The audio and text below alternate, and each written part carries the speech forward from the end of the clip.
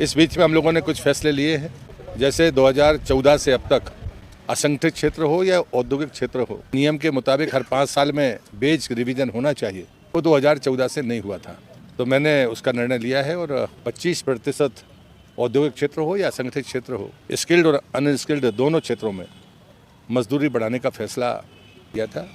और मुझे लगता है कि जितने भी क्षेत्रों में मजदूर काम करते हैं उनके वेलफेयर की चिंता करना, उनकी सुरक्षा की चिंता करना, ये मंत्रालय का काम है। टीम हमारे पास में जो है उसमें बहुत रिक्तताएं हैं, वो रिक्तताएं सब मैंने किसी की रिपोर्ट में पढ़ी भी है। और दूसरे ग्रेड पर तो आश्चर्यजनक रिक्तता है, इसलिए आते भी हमने, चूँकि अभी कोर्ट का मामला है तो हम सीधे प्रमोशन के उस रास्ते पर नहीं जा सकते।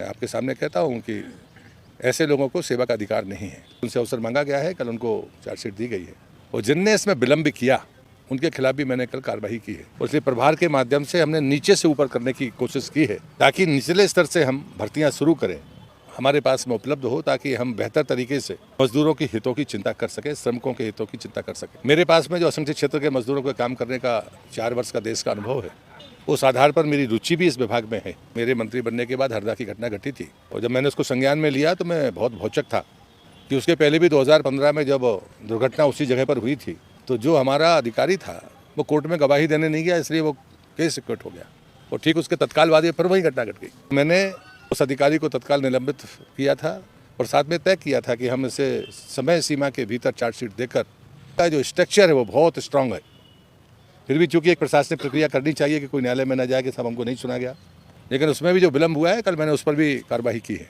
ऐसे लोगों को सेवा का अधिकार नहीं है और जिनने इसमें विलम्ब किया तब भी मैंने कल कार्रवाई की है, उच्च अधिकारी है। एक और संज्ञान हमें जो मीडिया के माध्यम से आया था कि भोपाल में जीवित लोगों को संबल का लाभ दे दिया गया, उसको मैंने अपने पीएस को कहा था, उन्हें संज्ञान में लिया और कल निगम के साथ 6 अधिकारियों को निलंबित किया गया है। और मैंने कल ही निर्देश दिए थे कि हमको रिकवरी के लिए निगम कमिश्नर को पत्र जाना चाहिए हमारी तरफ से कि आप जो कार्रवाइयाँ करते हैं, क्रिमिनल केस की FIR करते हैं, वो आपका जुरिडिक्शन है, लेकिन संबल का भुगतान चूँकि श्रम मंत्रालय के पैसे से होता है और इसलिए मैंने ये कार्रवाइयाँ की हैं। मैं आपसे ये अपेक्षा करता हूँ कि ये गरीब के हितों का मामला है। कभी भी आपके तरफ से कोई समाचार छपेगा, मैं उसे सूचना के तौर पर लूँगा, शिकायत के रूप में नहीं लूँगा। ये अनुभव आपको भविष्य में भी आ जाएगा।